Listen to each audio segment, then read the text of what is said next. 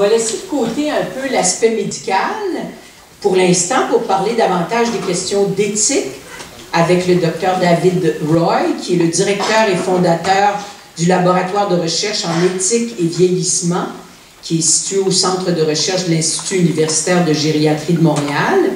Le Dr Roy est chercheur titulaire à la faculté de médecine de l'Université de Montréal. C'est lui qui a fondé le Centre de bioéthique de l'Institut de recherche clinique de Montréal en 1976. Il en a été directeur jusqu'en mai 2008. Il a également créé le réseau FRSQ, réseau de recherche en éthique clinique, qu'il a dirigé jusqu'en 2002. Et durant plusieurs années, le Dr Roy a été professeur d'éthique médicale dans les facultés de médecine des universités Laval et McGill. Il est le rédacteur en chef du Journal of Palliative Care, une revue scientifique internationale qu'il a fondée en 1985 et qui en est à sa 29e année de parution. Il porte un intérêt spécial au domaine des soins palliatifs et à l'éthique des soins de santé. Alors, j'imagine, Dr Roy, qu'au niveau éthique, il y a beaucoup de choses à considérer avant de décider d'arrêter un traitement, par exemple.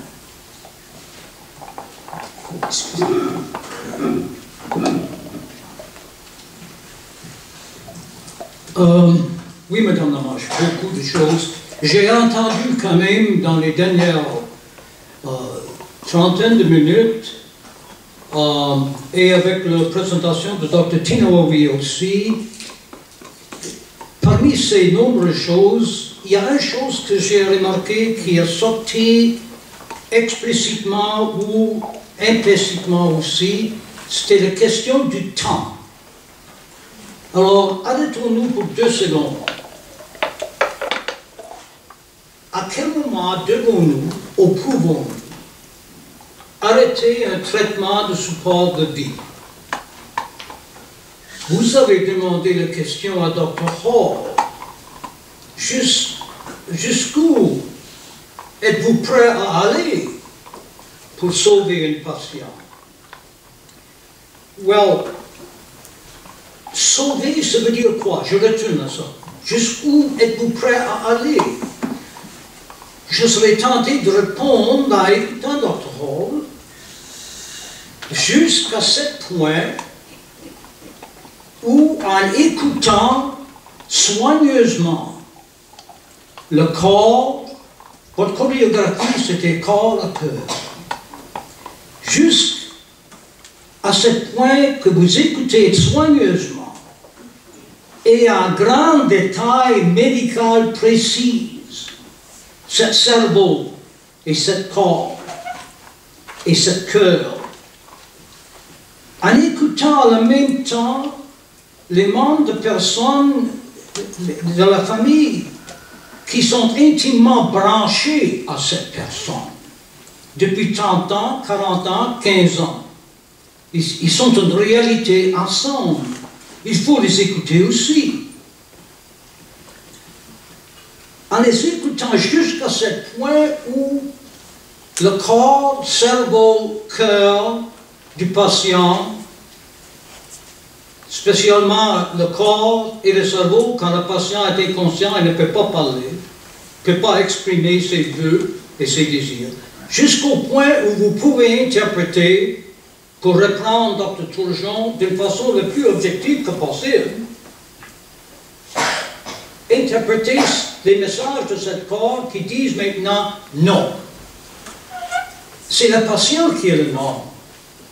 Il faut être très très proche, il faut comprendre ce patient dans les grands détails médicaux, cardiovasculaires, cérébrales, hématologiques, tous les détails de cette personne-là, avant de dire, nous, en guillemets, débranchons. Mais un des problèmes commence quand, en écoutant le corps du patient, vous pouvez d'une façon objective dire maintenant le corps de cette patient est en train de me dire c'est le moment pour moi d'aller maintenant. Arrêtez toutes vos interventions qui ne sont plus proportionnelles maintenant du tout, ils sont disproportionnés même à mon corps et à ce que je peux souffrir et peux supporter. une première problématique entre dans ce jeu-là, quand le corps du patient dit « laissez-moi aller », et la famille dit « arrêtez, allez jusqu'au bout, arrêtez pas jamais ». C'est ces deux conflits-là que j'ai vus périodiquement à travers 30 années, et pas seulement dans le domaine de traumatisme crânien, qui peuvent provoquer un déchirement à l'intérieur de l'équipe, entre l'équipe et la famille, et même un déchirement à l'intérieur de l'hôpital. Il y a quelques années, ça veut dire pour moi, quand je dis quelques années, ça peut aller à 20 à 40. Il y a quelques années, il y a eu un homme de 87 ans avec un cancer très avancé, très endommagé dans son abdomen et dans les reins. Il était soumis à l'hémodialyse et il était dans sa dernière phase de sa maladie. Et il était en douleur, il a reçu des médicaments pour son douleur, mais un membre clé de la famille a réussi à réunir toute la famille contre le médecin, contre les infirmières, contre l'hôpital pour dire si vous donnez des médicaments pour contrôler la douleur, je soupçonne que vous avez provoqué le décès de mon homme, je vous poursuis. Je demande à tout prix que vous continuez l'hémodialyse. Alors un homme qui aurait eu la chance de mourir tranquillement dans l'espace de quelques jours a continué à vivre en grande douleur pour un autre mois et demi. Ça, c'était acharnement thérapeutique, légalement, éthiquement, cliniquement et humainement inacceptable et insupportable. Retournez à la complexité quand même de cette question de temps. Il y a une tension entre l'abandon thérapeutique et l'acharnement thérapeutique. Imaginez-vous une file électrique en grande tension en deux pôles électriques et le petit écureuil qui court d'une sens et dans l'autre sans jamais tomber. C'est pas facile pour nous d'être un écureuil qui est capable de courir à travers cette tension entre abandon thérapeutique et acharnement thérapeutique. Et la raison principale est la suivante. Il y a une certaine fenêtre de l'opportunité. Ça veut dire quoi? Fenêtre de l'opportunité. Well, il y a de différentes conditions médicales. Vous traitez, et si vous traitez suffisamment long, le patient ne meurt pas. Mais il peut rester avec une perte fonctionnelle, des pertes cérébrales, être paralysé, être incapable de parler, pour le reste de cette vie que nous avons sauvée. En autre mot, jusqu'à quel point devons-nous aller, Dr. Tinawoui, en discutant le coma, état végétatif, conscience minimale, confusion et orientation, a dit, rapidement, il a dit, ça prend du temps pour savoir. Mais combien de temps? Courons-nous le risque que si nous prenons trop de temps, ce patient qui aura eu l'opportunité de mourir tranquillement, quand nous arrêtons toutes les interventions complexes que Dr. Hall a mentionnées, ce n'est pas simplement débrancher un ventilateur, là, il y a toute une série d'interventions complexes, et ce n'est pas toujours évident jusqu'à quel point, si nous allons trop loin avec toutes ces interventions, nous pouvons enlever de ce patient et de sa famille l'opportunité pour ce patient de mourir tranquillement et en paix. C'est un autre dilemme, ça. Oui, et l'autre dilemme, si nous arrêtons trop rapidement, nous enlevons la vie de quelqu'un qui peut-être, sa vie peut être sauvée, mais une vie pas simplement biologique, mais une vie humaine, active, retourne à la famille, etc. Je m'excuse de parler si longtemps sur cette fenêtre d'opportunité, mais je vois là un problème clé qui est très difficile. Quelle importance il faut accorder aux volontés de la personne qui ont été exprimées au moment où elle allait très bien? Moi, j'écris quelque part, je ne veux pas d'acharnement thérapeutique. Bon, à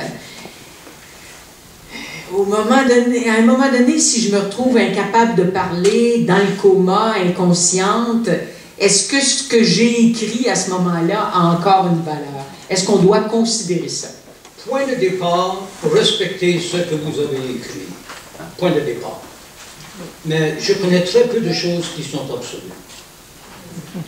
Exemple. Elle entrait en urgence, accompagnée par ses deux fils. Un samedi matin, l'urgence était pleine de patients, pas trop de personnel. Elle a pris un surdosage de barbiturique.